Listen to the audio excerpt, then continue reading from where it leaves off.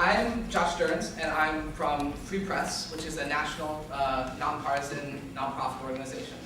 And we have a new campaign called Saving the News. And today I want to talk to you a little bit about Free Press, a little bit about that campaign, but I really want to talk to you about how policies in Washington, D.C. and at the state level are impacting college media.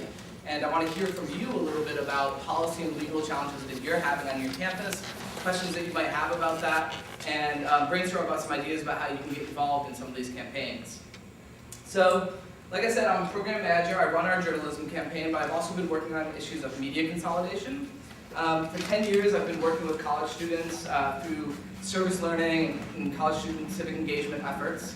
When I was in undergrad, I was a DJ at my college radio station at St. Lawrence University, as well as the editor of our literary magazine.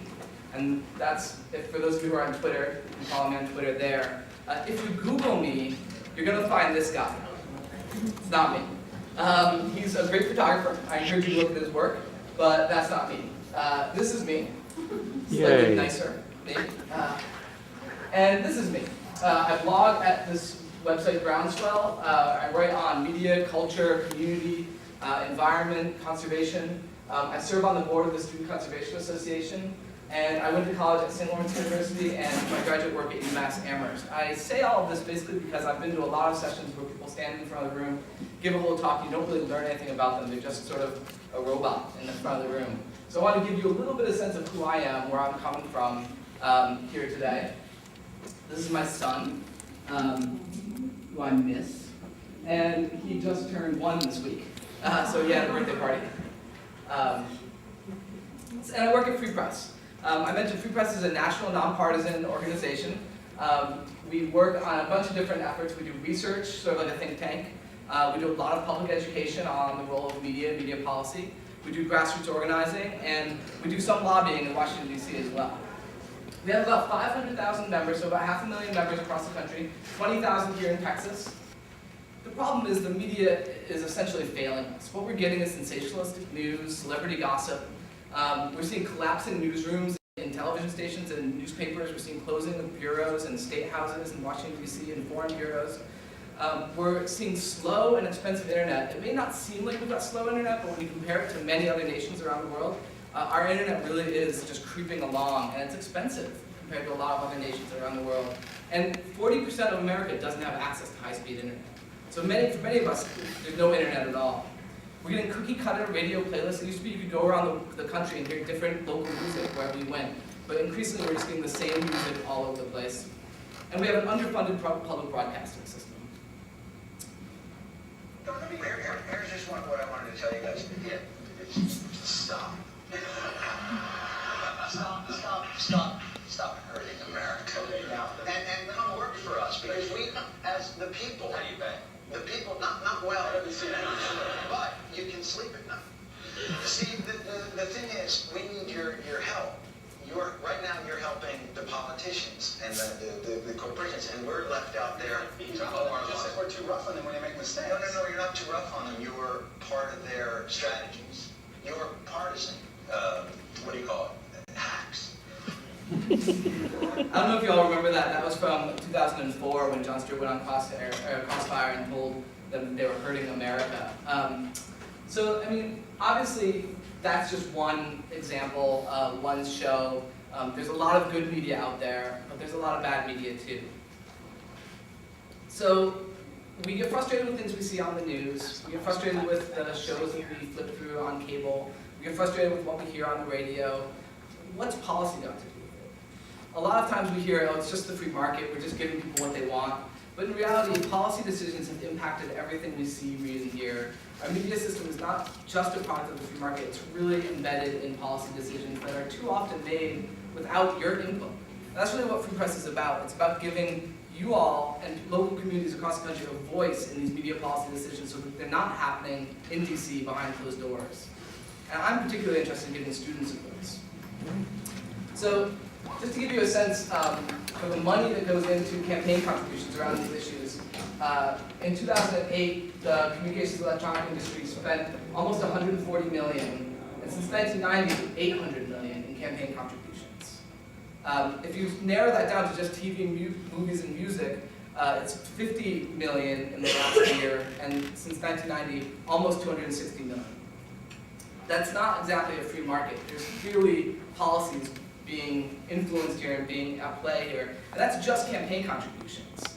Another way to look at that is to think about the lobbyists that are on the ground all the time in Washington, D.C. working on these issues. So this is just telecom. This is just phone and cable companies. That's all the lobbyists just from January to June of this year. And we have one lobbyist in D.C.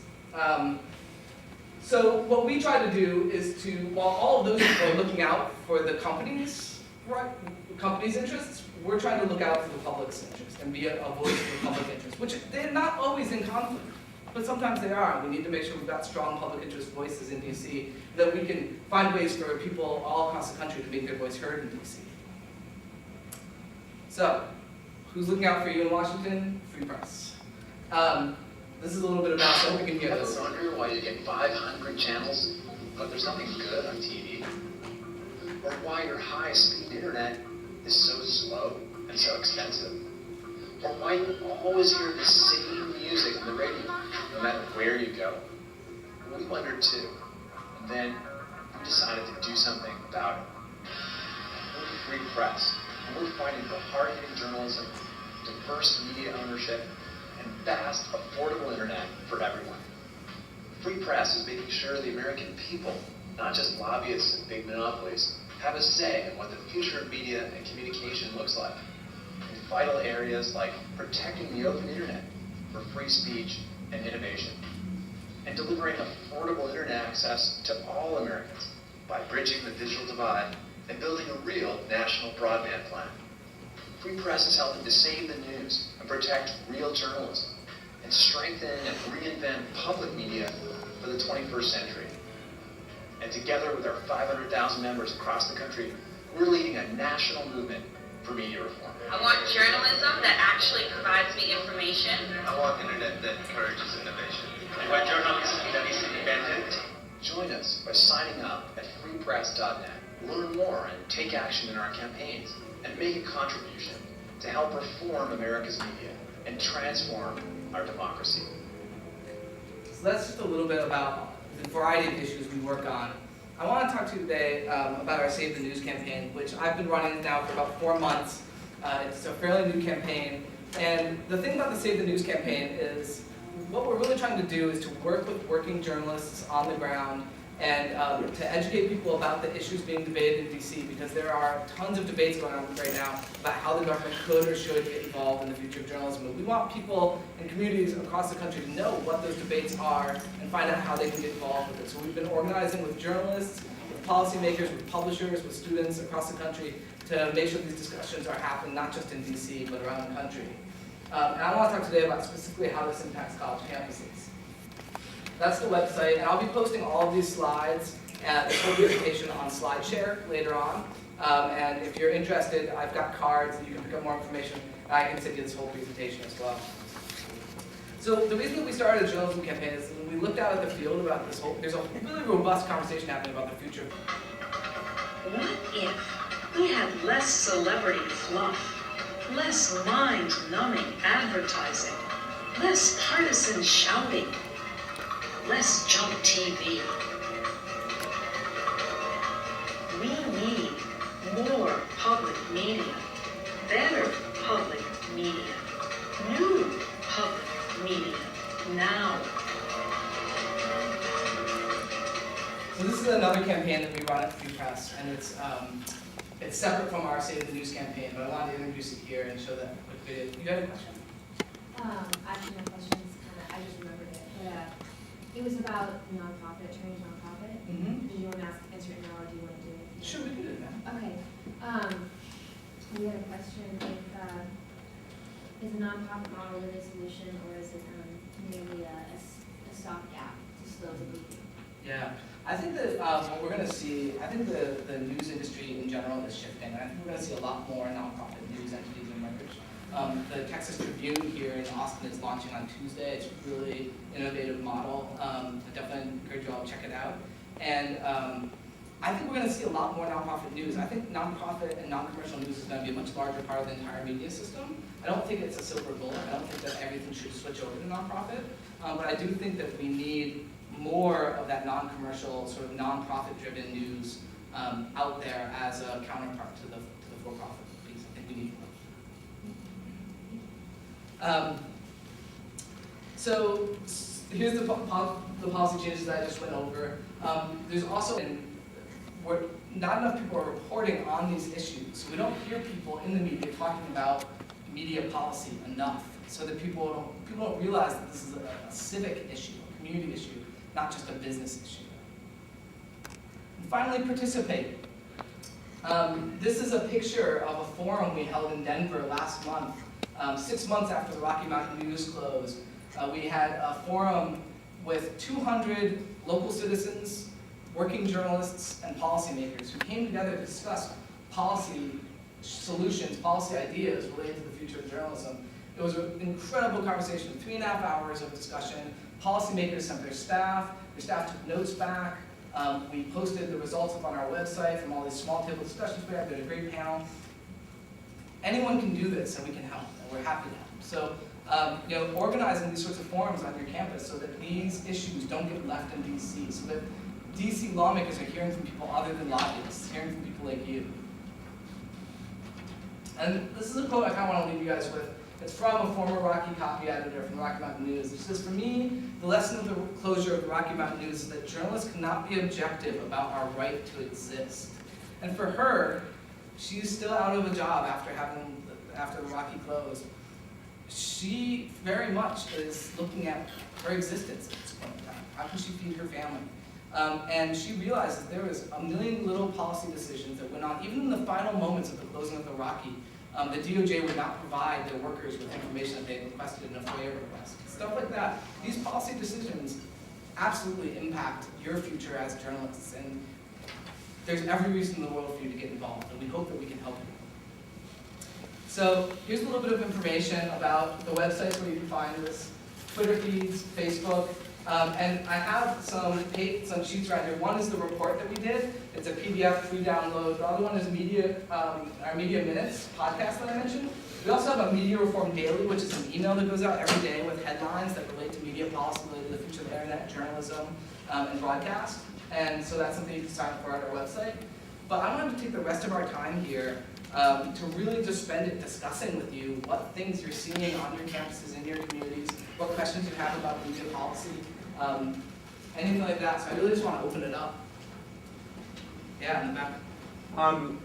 I just wanted to say I respect a lot of the goals of this organization, but one of my highest values as a journalist is that of neutrality, especially when it comes to people's beliefs. So if someone believes something different than me, but they're a peaceful person who is, not polluting the environment or anything, I really feel like I have no claim over their wealth or their money. But it seems like this entire organization is based on the premise that it's okay to take, let's say these laws are passed by some sort of majority. The premise is that it's okay to take people's money and, against their will, spend it on journalism. And in a way, those people are going to have to work more. They may not even have the same amount of time to participate in a public dialogue because they are having to earn more money because more money is being taken through taxation.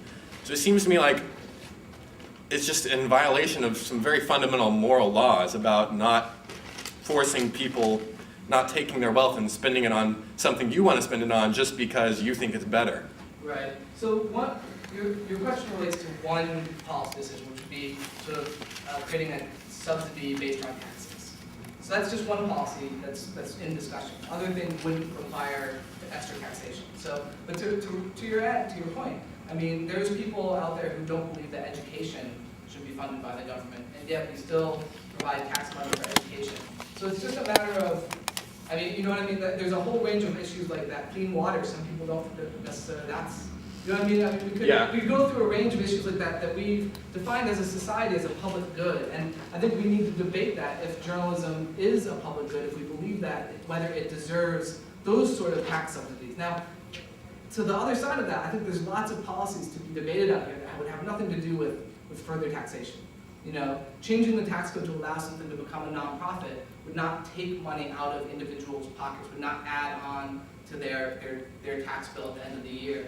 And a whole range of other sort of ideas that would not sort of inconvenience people or putting their money against their will towards something. So I think we need to think about the range of policy solutions and figure out which we're most comfortable with or interested in. Okay. Well, I felt obliged to speak up because Oh yeah, definitely. to me it's just so fundamental to not do this. Like I'm a student journalist and I'm all for working together cooperatively and voluntarily and doing a lot of this stuff, but to just force, like, and you said it would ultimately not, you said it's only one thing, but I would disagree on that. If you make newspapers nonprofits, then they don't pay the taxes, then you have to make up for that loss in income and things like that. Even net neutrality, I have a problem with that because people can do that voluntarily, but now, you wouldn't be able to have cheaper internet that was maybe subsidized by corporations that would. You never even really explained net neutrality to this crowd, but it's not so much about the First Amendment as it is allowing corporations to have some sites go faster than others, which to me is perfectly okay, and I don't want my money being used to violently enforce those rules and force those corporations to act in that manner. I'm just very offended by the method here. Okay, sure, and just to give people a sense of net neutrality, because I didn't explain very much because it wasn't sort of the focus of this.